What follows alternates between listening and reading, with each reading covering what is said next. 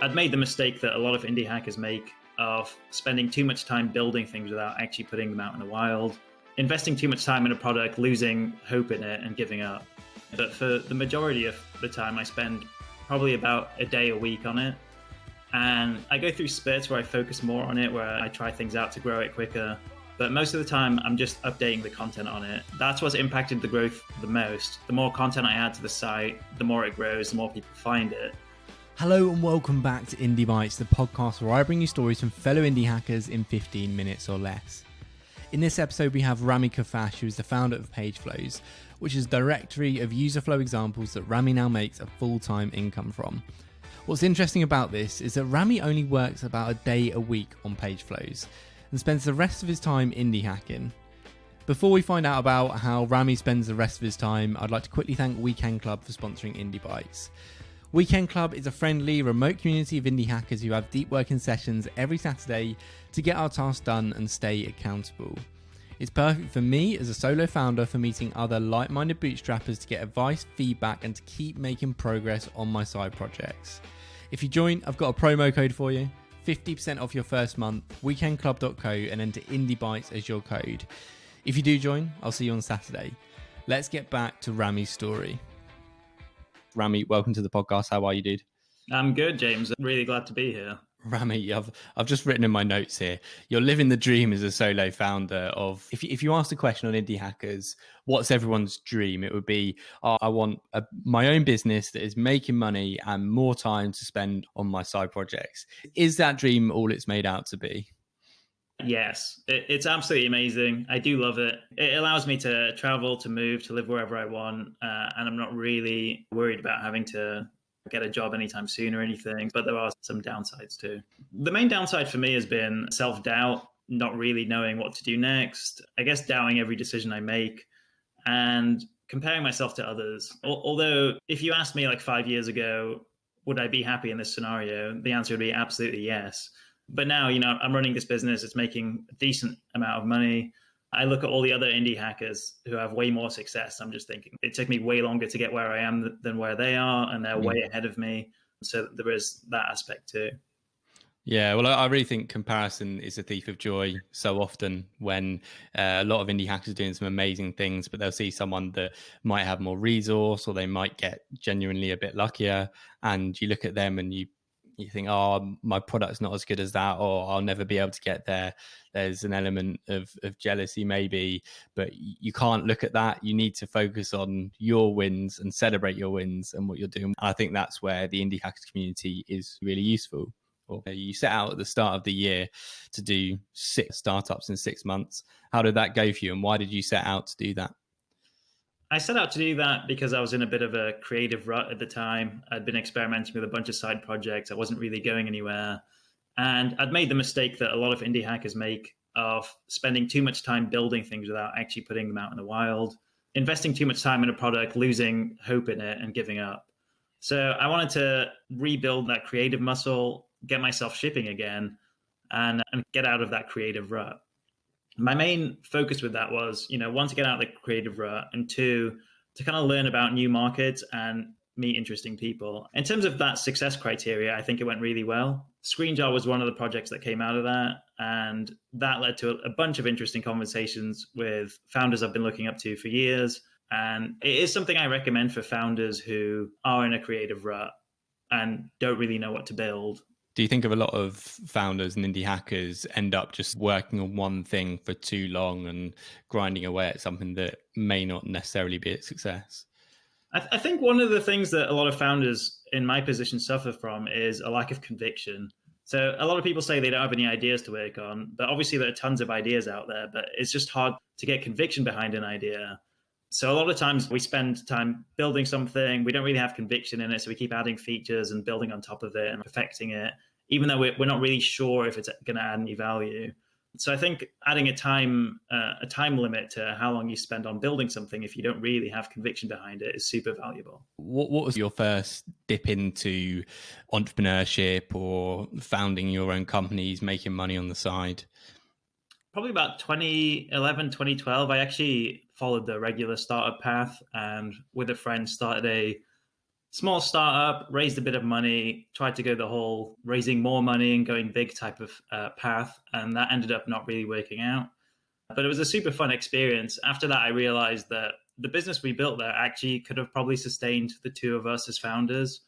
And it definitely wasn't big enough or ever going to get big enough to give venture capitalists a return on their money. And in your eyes, what's the benefits of going down the bootstrap route or being a solo founder versus venture capital? The main benefit for me is that it's much more feasible. I think it's just way easier and more likely to build a business that makes 5 to 10K a month versus something that makes, billions of dollars a year. And the other thing is there's just way less people to answer to, way less stressful. There's a lot of talk in the venture-backed startup scene where people talk about you having to work crazy hours for many years and this thing's your baby and not allowed to have friends, all that sort of stuff. And it's not the route I want to go down. Whereas with the kind of bootstrapping indie hacker thing, you can have a bit more of a life while trying to build a smaller business. Yeah, I think a lot of people will say a very similar thing, especially in the indie hackers community. It was interesting when I was speaking to Cortland a few episodes ago, he was saying we've actually seen a bit of a blurring the lines between bootstrapping and venture capital, where we've got Tiny and Earnest and these venture funds that support indie makers, support their salary or give them time to take off work. So they give that money for living expenses and they're not expecting a bigger return on investment, and that's good to see. So let's talk about page flows, which is, I guess, the breadwinner for you at the moment. It's what's making the money. How did that start out? The idea for page flows came through a different side project that I worked on initially, which was a simple newsletter that featured UI design animations, essentially. And once I launched that newsletter, it actually gained more traction than any of the other side projects I worked on. But it wasn't really making any money. There was no kind of business path around that. So a year into that, I asked some of the subscribers, what could I build that you'd be interested in paying for? And I know now that probably isn't a good question to ask, but it actually led to some decent answers.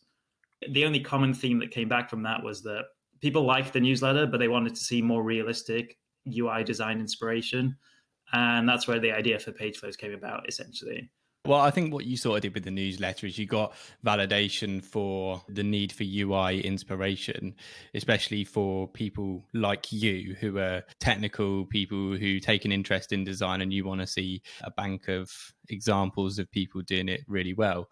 So in terms of page flows, you stopped sharing revenue numbers on it, but it does sustain you.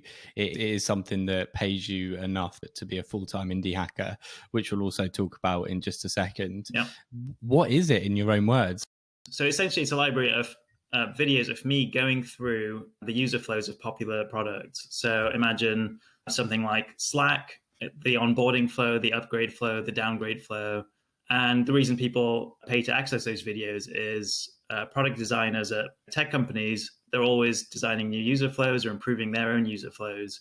And they just sign up to see the best practices and look for things that might be missing in their own user flows. But how much time are you now spending on building it and growing it? And how much effort do you have to put in to keep page flows going? It varies throughout the year, but for the majority of the time, I spend probably about a day a week on it. And I go through spurts where I focus more on it, where I try things out to grow it quicker. But most of the time, I'm just updating the content on it. That's what's impacted the growth the most. The more content I add to the site, the more it grows, the more people find it. Okay, so you touched upon the more content you add to it, the more users you get, the more people see that. And that's a trend that you've been seeing. Why have you seen that as a trend? So the reason I think directories and kind of content businesses are so valuable, especially for indie hackers like myself who are trying to build quite small businesses, is that the product essentially markets itself. So I'll use page flows as the example. A lot of people find page flows when they search for things like Monzo onboarding, some other user flow for a specific app or product. And every time I add a new product, that's another opportunity for someone to find it in the search results, essentially. Another great example of this is Nomad List. So, if you're trying to figure out like where's the best city to work from, or what's the best city with the fastest internet, etc., I'm sure Nomad List will come up for a ton of those search results. So the more content added on that site, the more people will find it. So like actually building the product is part of the marketing itself. Why do you think that most developers or indie hackers will try to set up a SaaS company versus doing a directory business? It just seems more exciting. I'm exactly the same. I run page flows, but I work on other side projects, and SaaS is always so appealing because just the concept of building a software product, getting it to a good point where it's providing value and putting it out into the world, and then getting recurring revenue forever just seems amazing. From my experience, I've found it to be much more complicated and much more difficult than that. But just the concept alone of recurring revenue from software just is so incredibly attractive as a concept, and it's hard to not be tempted. With page flows, I noticed on your site you only have a 3-month option or a 1 year option.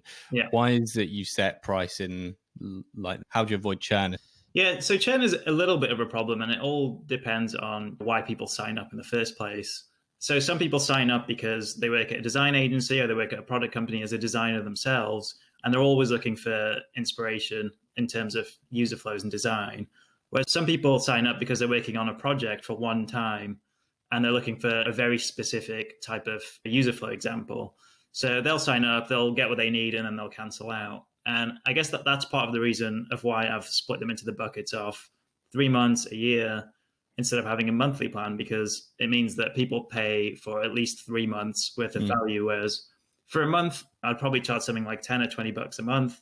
And then that kind of wouldn't be really worth the time in terms of revenue.